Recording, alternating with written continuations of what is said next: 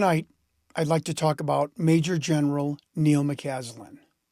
For most people outside military and intelligence circles, that name may not mean much. But inside certain rooms, rooms without windows, behind locked doors where classified programs are discussed in whispers, that name absolutely matters. McCaslin was not some random officer. He was a high-ranking United States Air Force general tied to some of the most sensitive aerospace and advanced technology programs in the country. The kind of man who operated close to special access programs so deeply compartmentalized that most of Washington would never even know they existed.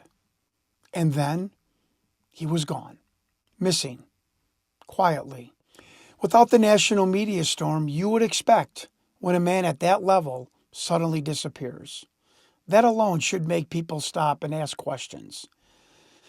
Last night, I spoke with someone who is deeply embedded inside the United States government security apparatus. Someone who understands classified oversight is not theoretical, but operational. And what he told me, honestly, stopped me cold.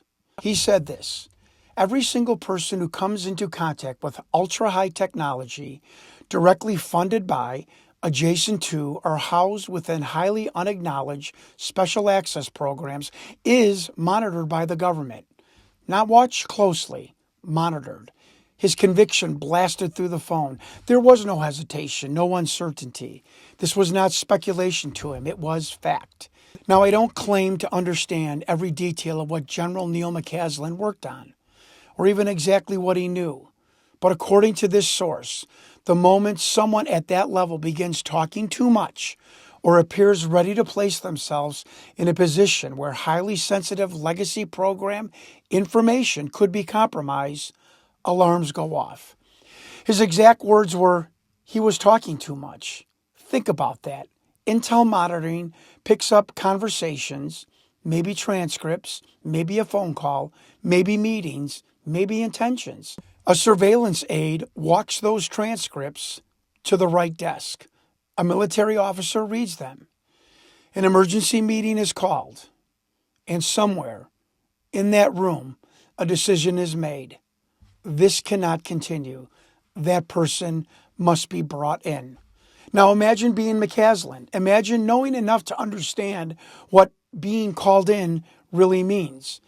You're no longer dealing with paperwork. You're no longer dealing with career consequences. You are dealing with the preservation of secrets so large, so compartmentalized, and so protected that no rules no longer apply. And if McCaslin knew that, he understood what was waiting for him. Then carrying a weapon to that meetup suddenly makes more sense. Not paranoia, preparation. My contact believes something critical. He does not believe McCaslin was canceled.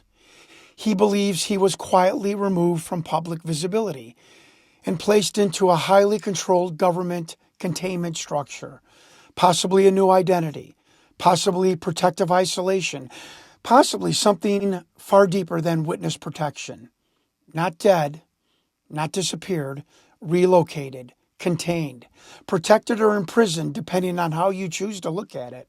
And then there's another piece, McCaslin's wife's brief interview on TV.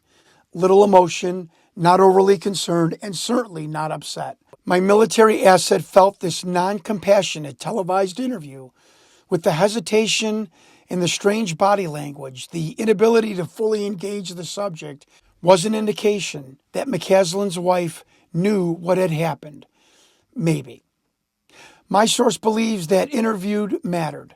He believes the wife either knew McCaslin was meeting with government representatives or she knows exactly where McCaslin is now. Because when people in that world react unemotionally, it's rarely because they're guessing. It's because they know. And that may be the most important question of all. Was General McCaslin simply missing or was he managed? Because in the world of legacy programs, sometimes disappearing isn't an accident. Sometimes it's just policy. I'm John Stewart, and thank you for watching.